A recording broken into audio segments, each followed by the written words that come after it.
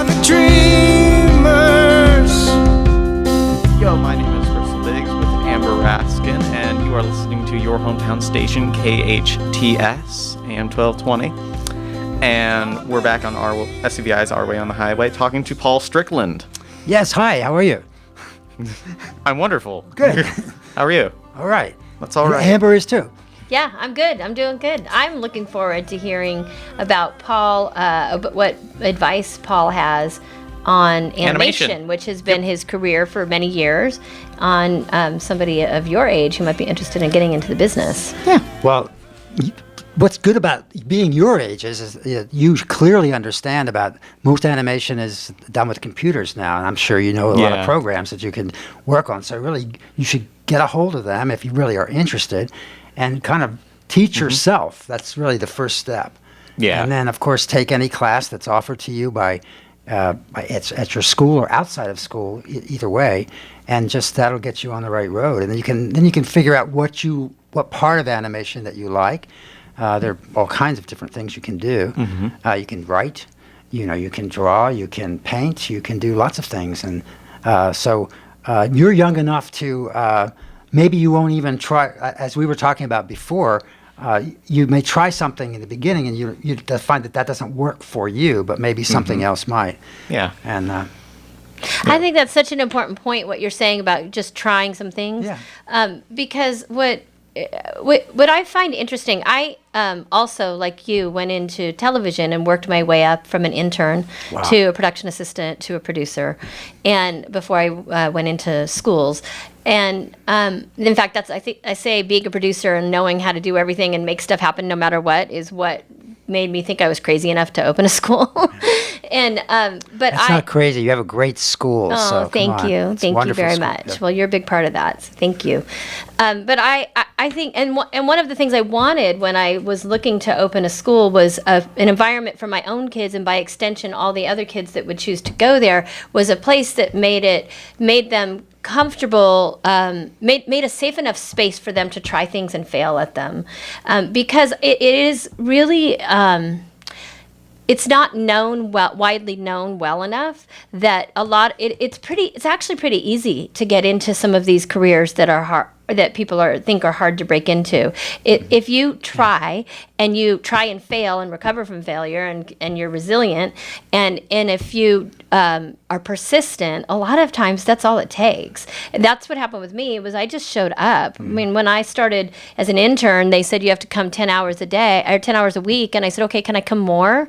And they said, well, I guess, yeah. So I would just show up when people who worked there showed up. People who were getting a paycheck showed up, and I'd just leave. So people kind of forgot I wasn't even being paid, a lot. So they just turned to me, and then eventually I got a job. But it can be that simple. Like, I didn't know anybody in television when I started. People say you have to know someone to get in. I didn't. I got to know people, but I didn't know anybody then. And when you get to know people, you befriend them, right? And then that leads to something else, and you learn more, and you get another job, you get a higher position, and you move up. It's exactly what happened to me. I also did things other people weren't willing to do, like. Because when I was an intern, they said, okay, you're assigned to taking care of talent. So we had some guests on the show. You probably don't remember Tammy Faye Baker, but you guys probably do. And so she came in, and she brought her little dog. She had a little dog. And in the dressing room, the dog pooped in the dressing room. And so I just went and cleaned it up. That's a natural thing to do. Yeah, to me, that's like what you do. What needs to be done, you do it. Well, there was a lot of people who were being paid that worked there saying, I wouldn't do that. I can't believe you did that.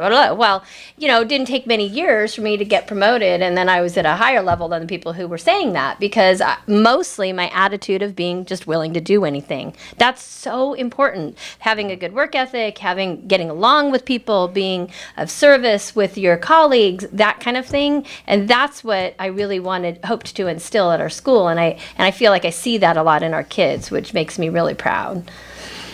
I've had to try a couple new things from time to time. Like this itself is a new thing. I was asked to do it, and I was just like, okay, I think I might kind of like it. Yeah. I mean, I already tried out theater, and I liked that. Yeah. I had a really good time doing that. And it was really, really fun. And your willingness to just keep trying new things, that's a skill in itself. Yeah. And it's a great one to have. So it's really a pleasure to have you part of the radio station, part of the school, and all of that. So thank you for that. No problem. It's good to be here, honestly.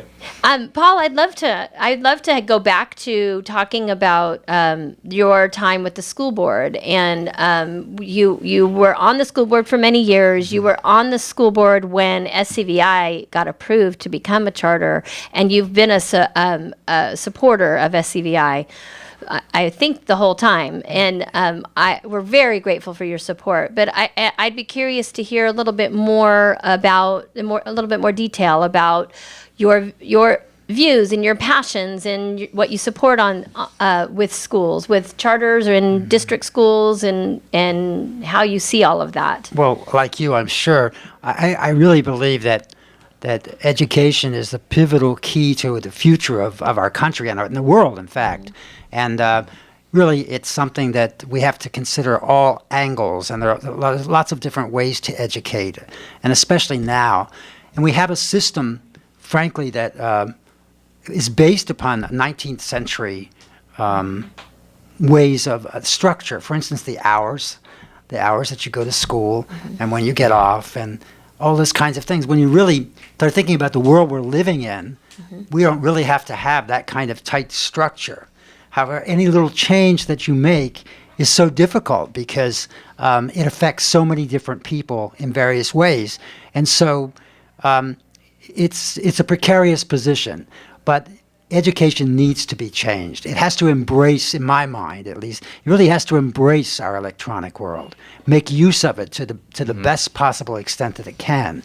And also it has to allow for people the choice of the parents more. And if they choose that they want to have their children to go to a school, they should be able to do that offers a different way of education. Even though I clearly understand the structure, and especially in a world in which we live in an area where there's so many different cultures and so many different people, and the education has to be done in such a way that we have to make everything possible for every single child. And so that's the difficult thing. As a school board member, what we actually are responsible for is we approve the curriculum, we set the policy, and then we appoint a superintendent.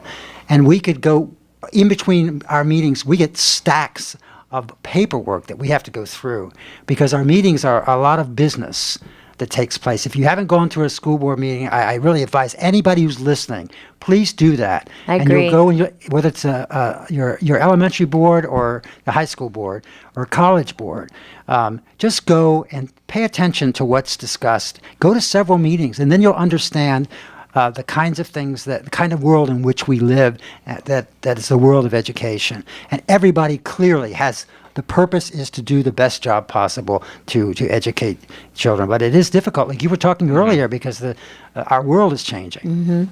Yeah, and if you can't go to a meeting, you can also read through the minutes and the agendas to see what they're talking about. But I agree, it's so important, and that's why charter schools became a thing in our country, is because it's very hard for the district schools to change as quickly as our world is changing. So the charters have a little bit more flexibility to be able to make some changes quickly. And really, when they were started in California, which was the second state to start charters, it was about being a test kitchen. That's what the intent was when the law was passed, was to have charters try things, and then if they work, have the larger school systems adopt them.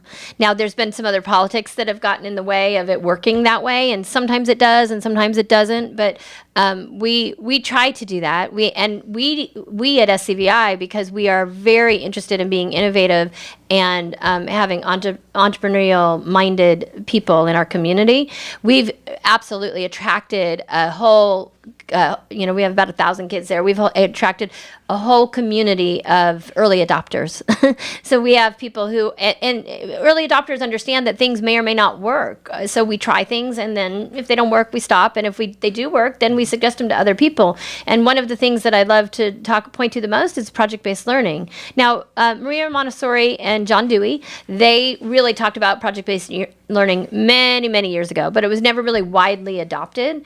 And it was a charter school or a group of charter schools that have really, and we're not claiming the credit for beginning the movement towards going towards project-based learning, but it was charter schools that started trying it as a whole school effort. And because of them is why the push for Common Core and other things that are shaped in education around project-based learning have happened. And when you talk about technology changing so much, I'm right there with you. They're carrying computers in their pockets that are more powerful than the computers that sent people to the moon in the 50s, or 60s, when I don't remember. I think it was the year I was born. And so why don't we let them use them? What we need to do is teach them how to use them appropriately, and they're kids. I mean, kids are going to push the boundaries, but I agree about not restricting them. And more schools, charter schools were the first ones to start doing bring your own device, and we've been doing it since our first year. Right. So we're coming up on our 10-year anniversary. Very excited about that. But we've been using bring your own device for close to a decade, and I'm hearing more and more district schools that are doing that now too, which is a really nice symbiotic relationship that we try it, see how it goes. If it's really a miserable failure, okay, don't do it. But if it works, then great. Do it. It's like a pilot. Yeah. I remember one thing that really, I think it must have been about, I guess about 10 years ago now, that I was reading a lot. I was concerned about boys dropping out of school, boys not going to college, or not even taking up trades or anything at all. And so I started looking at the numbers, and there were 60% of everybody entering college now are girls. And it's been that way for a while, for a long time. And so I kept looking into that, and many meetings. There's a part of our school board meetings where each board member gets to talk about something of really concern or interest to themselves. And so I would bring that up a lot, about the fact that boys are being left behind. We have to do something about this, and I don't know what it is, but we really, some of us got together, and there are lots of things. One of the things that we discovered is there are classes that they work better if they're all boys than not. And charter schools are trying that. Yeah. So I was thinking about that. With charter schools, you really there is a relationship between the students that you'll get into in public education. And I think a lot of that has to do with choice, which is why I'm a real proponent for choice, no matter how that is. There's some states where it's open enrollment everywhere. I'd love to see that here. What do you think about something like that? I know that's probably controversial, and I'm just talking hypothetically, and I'm not even advocating for it necessarily. I'm just curious, because I do see a lot of school models and ideas around the country, and I'm curious what people think about them here. Well, as a school board member, I respect the way and the manner in which education is handled here. I think we do a wonderful job here. You find, if you really look at test scores, which seems to be the guideline of everything, you see that we have been well ahead of every single one of our schools. So we're very, very successful. But there are problems involved in that. The money, for instance, there's always a difficulty. I remember that people talk about the way that the state takes the tax money and does the way and really doles it out the way they want to, rather than giving it. I really learned that when we started our school. So that makes a big impact difficult. About how we really have to think. And I just have to agree with you that William S. Hart District does an incredible job. Yes. I see a lot of schools around the country, a lot of schools in the state, and they really are the gold standard for how schools should run. They're so they're very, very good. I'm very impressed. I'm very proud to be connected and very grateful for their working with us. Both you and the other members who were on the board and are on the board, and the staff too. The superintendent, assistant superintendent, they're Vicki Engbrecht, Mike Coleman. Yes. They're just She's fantastic, wonderful, yeah. ultimate professionals. So, Paul, would you ever consider coming back to the school board? It's something that I'm thinking about because I just returned late last year, and so I'm thinking about that. I did that for many years, and even though I'm older, I think that other people should get involved, especially if you have kids. Really, school board members, in my mind, really don't have to be ex-teachers. School board members should represent the community in a lot of different ways, and because they have children involved, and their children grow up to do a lot of things, and a lot of it doesn't have to do with public education itself. And so I'll have to see. I'm weighing it. I've been talking to people about that, and people have been talking to me about that, and we'll have to see. They do it differently now. When my last election, it was valley-wide. It's not by district. Yeah, they've changed it now Yeah. to districts. I don't know if you understand that. They've drawn lines, so you run in the area that you live in, and you used to just run. There was 5 seats, and people ran for those 5 seats. Okay. I'm not entirely keen on like districts and things like that. So, or like schools for that matter. Well, we're learning. That's why Yeah. Paul's here talking to us about it. Yeah. It's all good. So anyway, that's where I am with that, and I'll have to make that decision later on. Cool. Well, thank you for your support over the years of SCVI and for your guidance and mentorship on how to make it work, and really that back in the day when 10 years ago when we got approved, I didn't know if we were going to. I remember saying, I'll give this charter thing a shot and we'll see. I really didn't think it was going to happen. And then to my surprise, it did. And people like you and others on the board were just so instrumental in making that happen and helping us stay compliant too, and figuring out what we need to do on that side too. I was very grateful for the guidance on all of that. So we do. Did you want to say something? No, it was just that you were talking earlier about symbiosis. That is a symbiotic relationship. It's because of the way that every single thing that we asked you to do, you did, and you would even do more because you're under the gun of there because you really have to perform better than the rest of the schools do in many ways, and still you are. It's the choice to go there is the parents and the students' choice. And so for us to actually work together in a very structured way that we have with the district. The law mandates, yeah. Yeah, that you clearly you followed everything, and Yeah. we will recognize that. So it works. We work together. Thank you. It's been a great relationship. We're going to have to wrap it up here for a second. So I've been Bristol Biggs. This is Amber Raskin and Paul Strickland. You are listening to your hometown station, KHTS. Hello, my name is Bristol Biggs, and you are listening to your hometown station, KHTS. This is SCVI's Our Way on the Highway with Amber Raskin and our guest, Paul Strickland. Hi. Well, Amber Raskin would like to say a few words first. Well, we want to share about our open house. We have an open house coming up. We do this every summer in July 25th at 6 o'clock this year.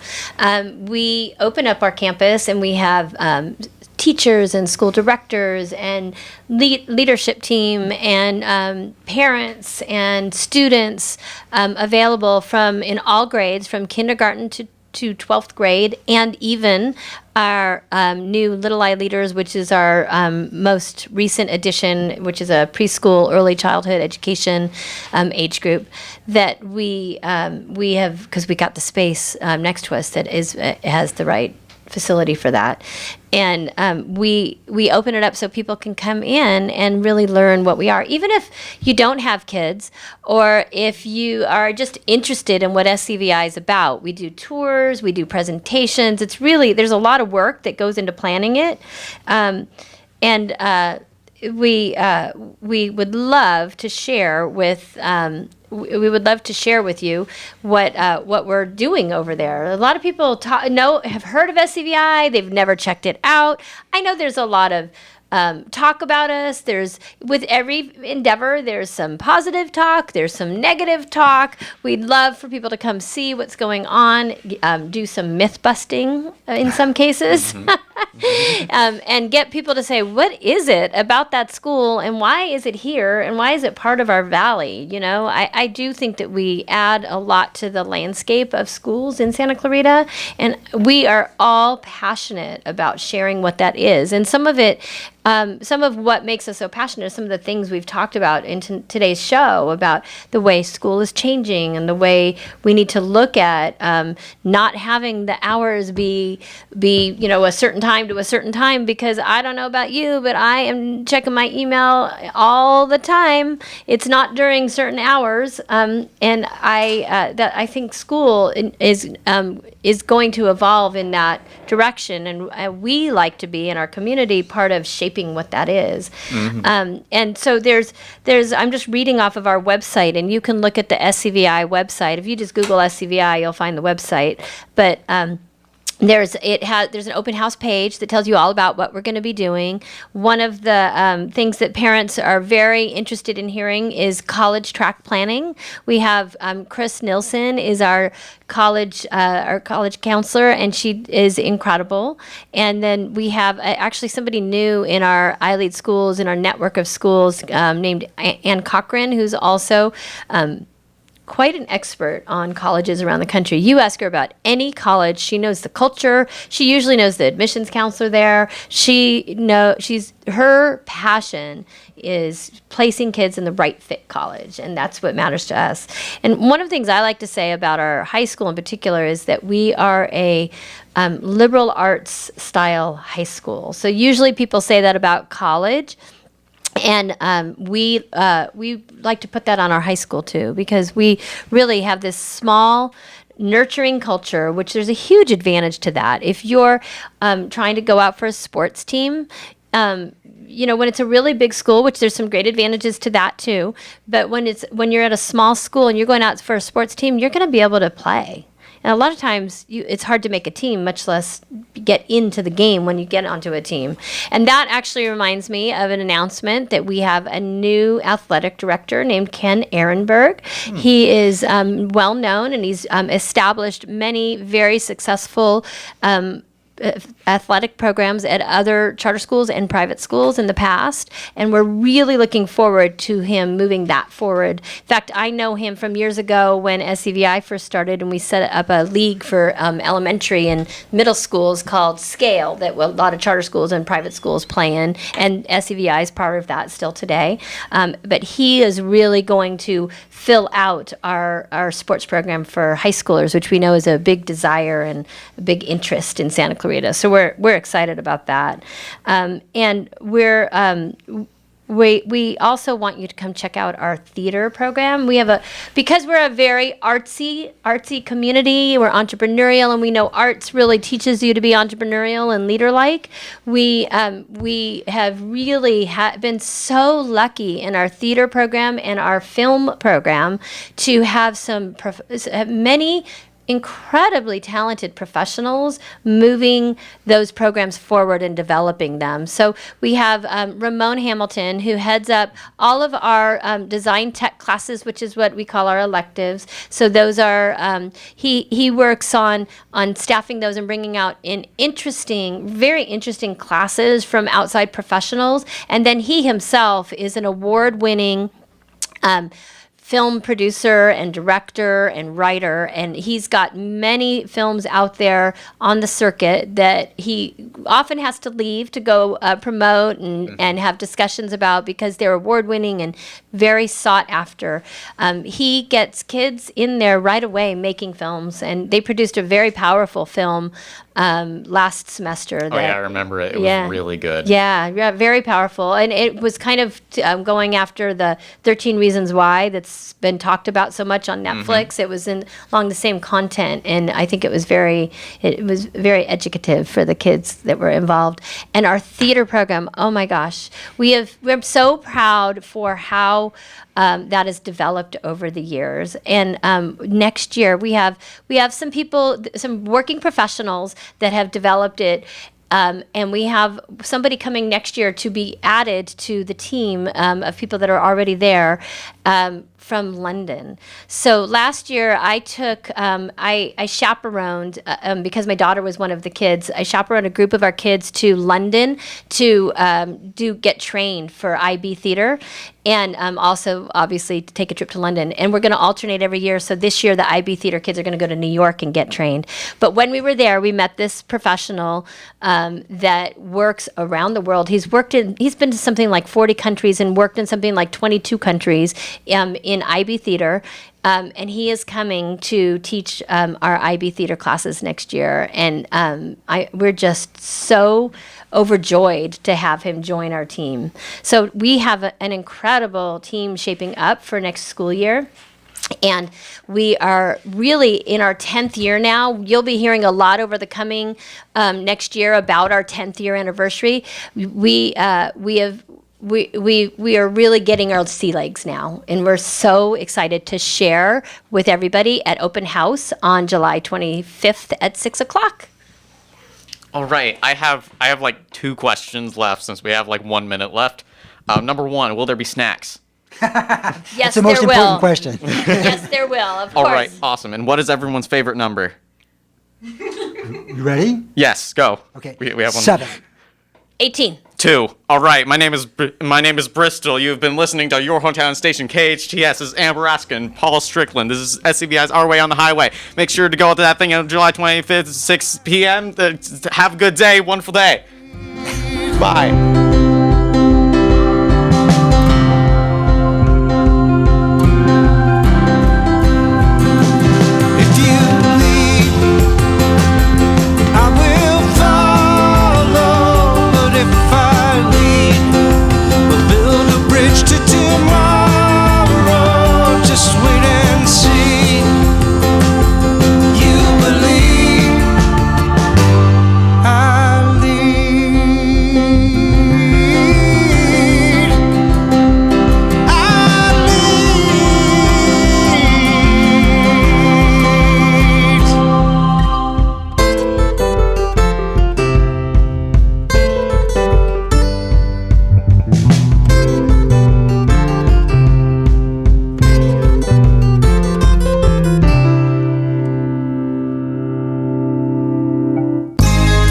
Come see some of the best live theatre Santa Clarita has to offer at the Canyon Theatre Guild in Old Town Newhall. For over 30